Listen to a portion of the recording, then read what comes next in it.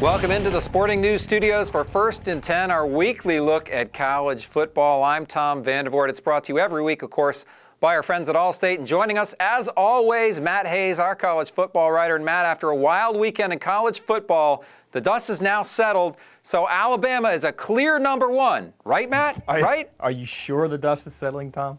I'm not sure. That's why I got you here. Is it? I think when you look at this so far, we're almost halfway point right now in the season, Tom. And I think everybody believes Alabama's the number one team. I think when you start looking a little bit closer at Alabama, you start to see a couple things. Number one, their main marquee victory is over a pretty average Michigan team, okay? And then you start looking at the rest of their wins and you start saying, who have they played? They played at Arkansas when Arkansas didn't have Tyler Wilson. They're going to play this weekend at Missouri, another road game, which road games are very hard in any league you play in. And Missouri's going to be without their starting quarterback, James Franklin. So then you start to look further down their schedule, and you start to see, well, you got unbeaten Mississippi State coming into Tuscaloosa, and Mississippi State has played no one. It looks like their only game, Tom, is LSU at LSU. They've got a one-game season right now. So I think if in a perfect world, if we don't have the preseason polls like everyone loves, and I love them too because it's a part of the game, but if we don't have those preseason polls, I'm not so sure Alabama would be this stone-cold lock number one right now. If it weren't Alabama, who would it be in your mind right now? Well, I mean, I think you can look at a couple teams, 3 or 4 teams. There are other teams out there with good resumes. I think you look at Florida. I'm not sure anybody has 3 wins that Florida has. You look at what West Virginia's done. Again, they've played 3 bad teams, and they played 1 really good team at Texas on the road. Very good win. There are other teams you can look at. South Carolina looks terrific right now. So I think, again, in a perfect world, if we're not in this preseason poll business, I think everybody takes a second look at Alabama. They're probably still number one, Tom, but I think it's a lot less convincing than most people believe right now. Now, after a crazy weekend in college football, we saw some crazy actions by fans.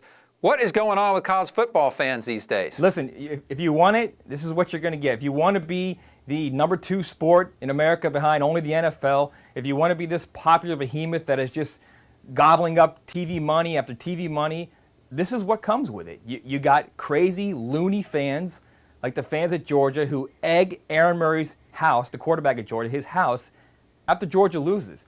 Is there anything college football can do about this, or is that just the price of fame? Short answer, no. It's the price of fame. There you go. Now, speaking of the polls, we talked about Alabama. Of course, we got the AP poll, we got the coaches poll, but now with the BCS poll goes live this coming weekend, you say there's a whole lot of nutty going on there. What's so crazy about it? Tom, is there ever a time where there isn't a whole lot of nutty going on in the computer polls? The best part about this, and I think to me, this is the fabulous thing about the BCS, and believe me, I am a BCS lover. I'm a member of the Flat Earth Society. I love the bowl system. I never wanted a playoff system, okay? However, this is what I think has been the best part about this entire system. For almost 15 years now, they've sold us this bill of goods where the computers are this unbiased judge of all things college football. And this is what people don't understand.